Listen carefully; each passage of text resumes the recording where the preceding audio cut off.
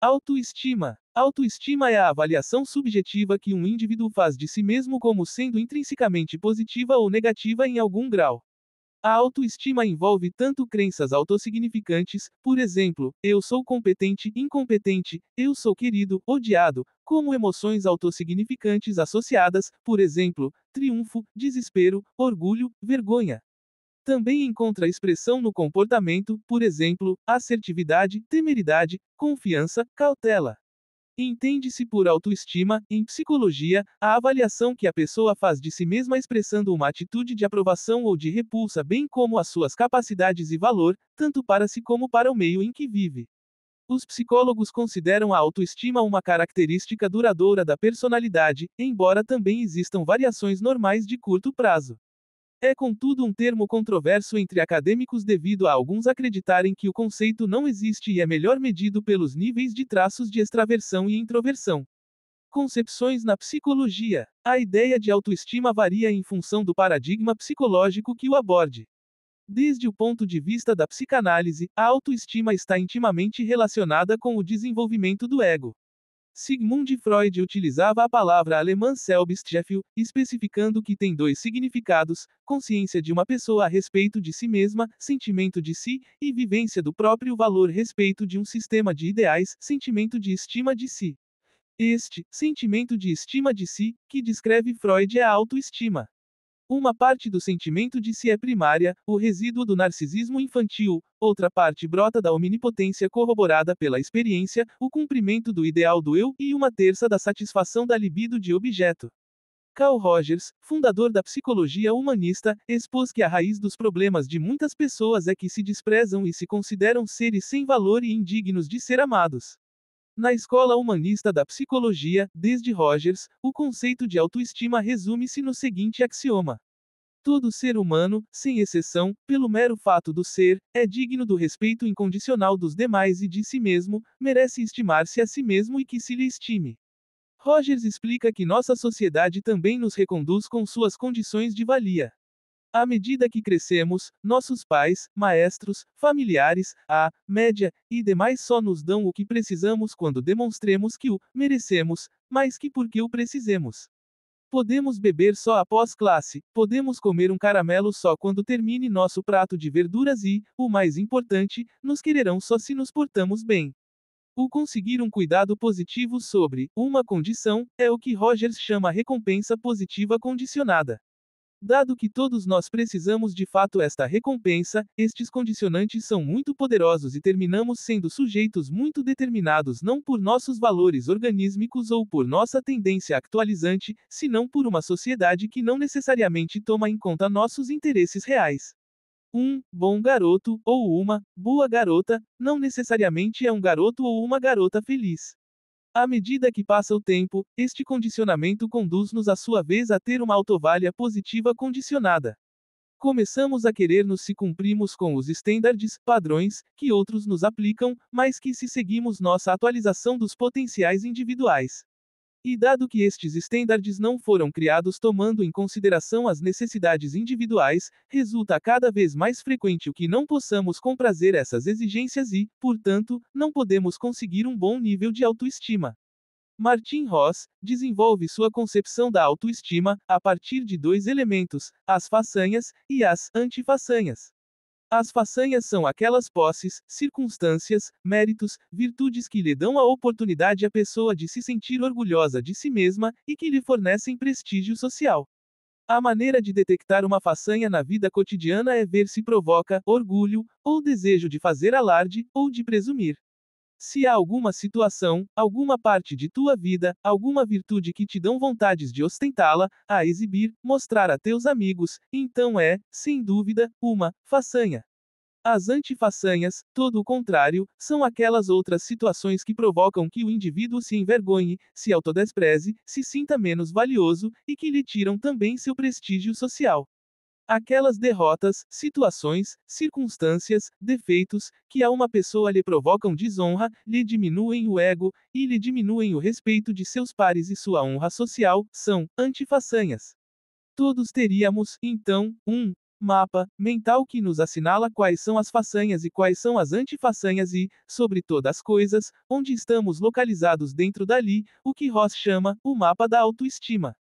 É que diferentes pessoas se encontram em diferentes posições, as circunstâncias que movem a posição no mapa da autoestima. Abraham Maslow, em sua Hierarquia das Necessidades Humanas, descreve a necessidade de aprecio, que se divide em dois aspectos: o aprecio que se tem um mesmo, amor próprio, confiança, perícia, suficiência, etc., e o respeito e estimativa que se recebe de outras pessoas, reconhecimento, aceitação, etc. A expressão de apreço mais sã, segundo Maslow, é a que se manifesta no respeito que lhe merecemos a outros, mais que o renome, a celebridade e a adulação. Rosenberg, por sua vez, entende a autoestima como um fenômeno atitudinal criado por forças sociais e culturais. A autoestima cria-se em um processo de comparação que envolve valores e discrepâncias. O nível de autoestima das pessoas relaciona-se com a percepção de si mesmo em comparação com os valores pessoais. Estes valores fundamentais foram desenvolvidos através do processo de socialização. Na medida que a distância entre o si mesmo ideal e o si mesmo real é pequena, a autoestima é maior. Pelo contrário, quanto maior é a distância, menor será a autoestima, ainda que a pessoa seja vista positivamente por outros. Segundo a experiência de Nathaniel Branden, todas as pessoas são capazes de desenvolver a autoestima positiva, ao mesmo tempo em que ninguém apresenta uma autoestima totalmente sem desenvolver.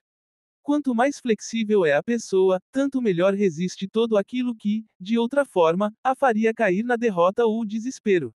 De acordo a Branden, a autoestima tem dois componentes: um sentimento de concorrência pessoal e um sentimento de valor pessoal, que refletem tanto seu julgamento implícito de sua capacidade para sobrelevar os reptos da vida, bem como sua crença de que seus interesses, direitos e necessidades são importantes. Um antecedente ao conceito de autoestima na psicologia, o podemos também encontrar no texto de Alfred Adler, quando se refere aos sentimentos de inferioridade e superioridade. Adler afirma que depois de uma pessoa que se sente como se fosse superior, podemos suspeitar que se esconde um sentimento de inferioridade, que precisa grandes esforços para se ocultar.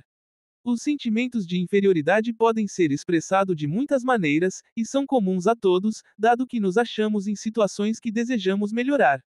Podemos definir o complexo de inferioridade como aquele que aparece em frente a um problema ante o qual o indivíduo não se acha convenientemente preparado, e expressa sua convicção de que é incapaz de o resolver. Como os sentimentos de inferioridade sempre produzem tensão, terá um movimento de compensação para os sentimentos de superioridade, mas não estará encaminhado à resolução do problema. Medição. Para os fins de pesquisa empírica, a autoestima é tipicamente avaliada por um questionário de autoavaliação que produz um resultado quantitativo. A validade e confiabilidade do questionário são estabelecidos antes do uso. Um exemplo dessa escala é a conhecida Escala de Autoestima de Rosenberg, título original, Rosenberg Self-Esteem Scale, RCS. Esta se baseia em um questionário de autorrelato composto de 10 perguntas, as quais variam entre os seguintes valores: discordo plenamente, discordo, concordo e concordo plenamente. Autoestima, graus e relacionamentos. De fins dos anos 1960 até o início dos anos 1990, foi assumido como questão de fato que a autoestima de um estudante era um fator crítico nas qualificações obtidas na escola, em seus relacionamentos com os colegas e em seus sucessos posteriores na vida. Sendo este o caso, muitos grupos norte-americanos criaram programas para incrementar a autoestima dos estudantes, assumindo que as qualificações melhorariam, os conflitos decresceriam, e que isto levaria a um mundo mais feliz e bem-sucedido. Até os anos 1990, pouca pesquisa revisada e controlada sobre esse tópico foi feita. O conceito de automelhoria vivenciou mudanças dramáticas desde 1911, quando Ambrose Bierce definiu zombeteiramente a autoestima como uma avaliação errônea. Bom e mau caráter são conhecidos agora como diferenças de personalidade.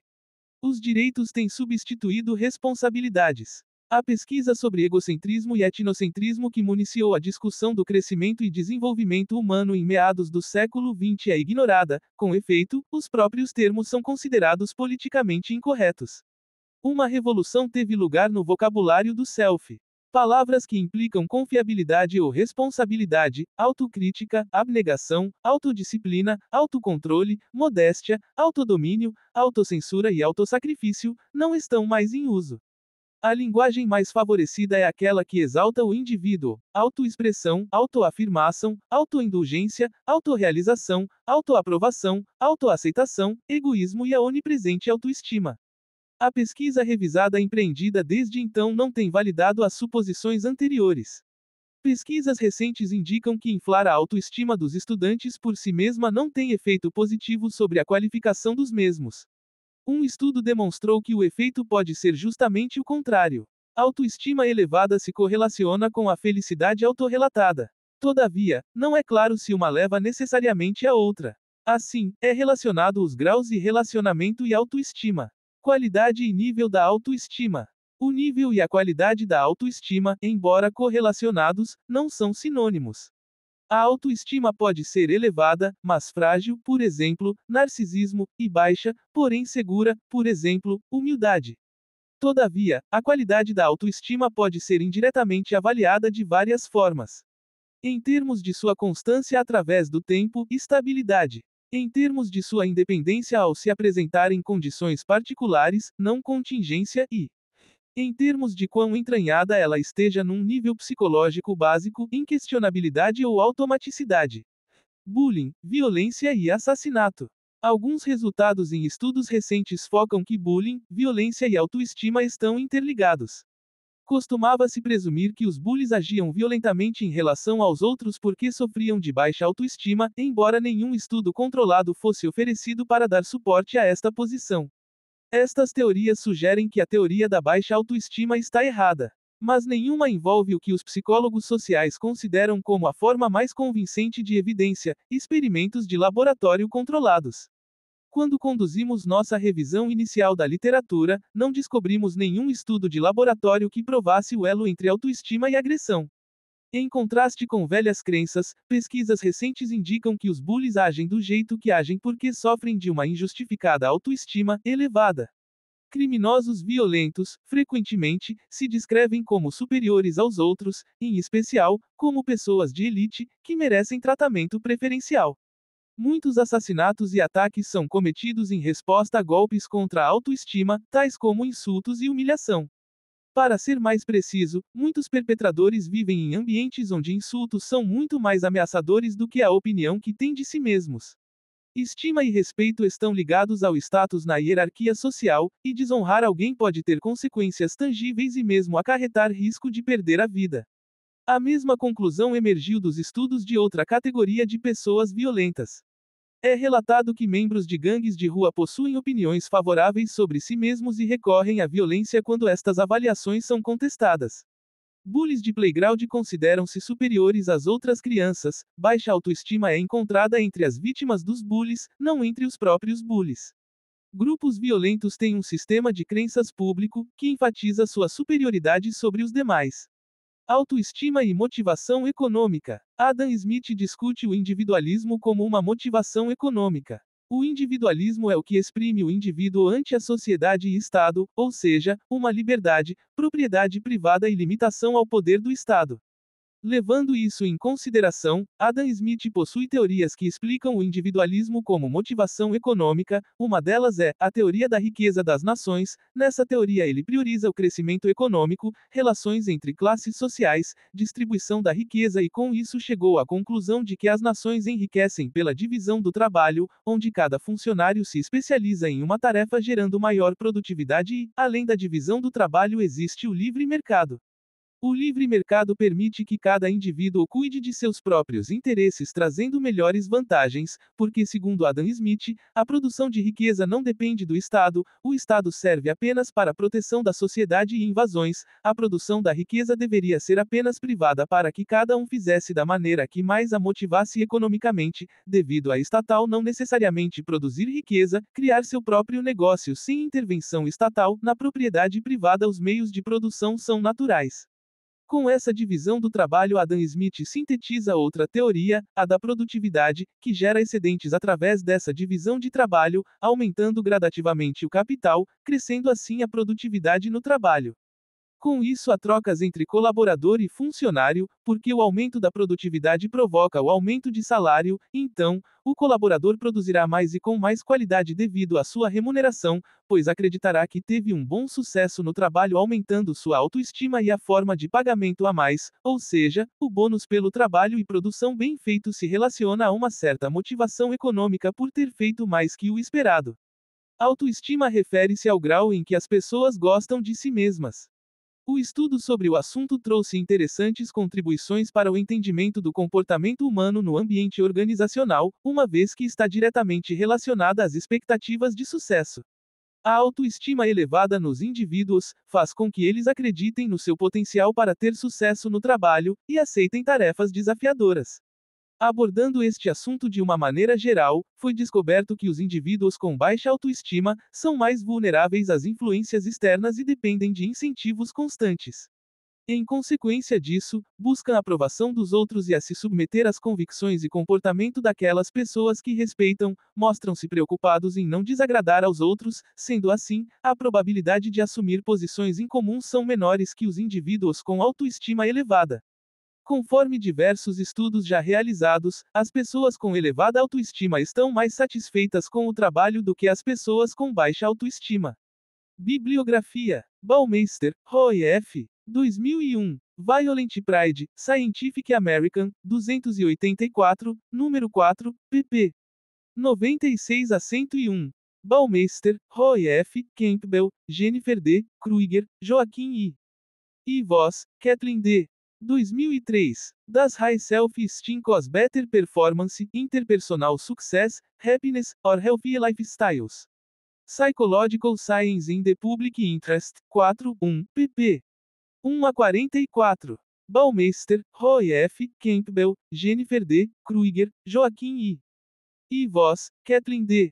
2005. Exploding the Self-Esteem Myth. Scientific American. Branden, N. O Poder da Autoestima. São Paulo, Saraiva, 2000. Coppersmith, S. The Antecedents of Self-Esteem. São Francisco, Freeman, 1967. Lerner, Bárbara, 1985. Self-Esteem and Excellence, The Choice and the Paradox. American Educator. Mecca, Andrew M. Smelser, Neil J. E Vasconcelos, John, eds. 1989. The Social Importance of Self-Esteem. University of California Press. Peixe, Ricardo, 2009. Confiança GT 2.0. Poder Natural em 15 Dias. Potrec Rose, Friedrich e Jacob, Gita, 2006. Selbstzuwendung, Selbstvertrauen, Selbstakzeptanz, Psychotherapeutische Interventionen Aufbau von Selbstwertgefühl. Stuttgart, Klett-Cotta, ISBN 3-608-89016-5. Rosenberg, M. Society and the Adolescent Self-Image. Princeton, Princeton University Press, 1965. Ruggiero, Vincent R. 2000. Bad Attitude, Confronting the Views That Hinder Students Learning. American Educator, Seed Kids, C. Y. A. P. 2003. Portraits of the Self. Em M. A. Rogue J. Cooper, eds. Sage Handbook of Social Psychology, pp. 110 a 138. Londres, Sage Publications. Robbins, Stephen P. 2006. Comportamento organizacional. Ver também. Autoimagem. Narcisismo. Si mesmo. Personalidade.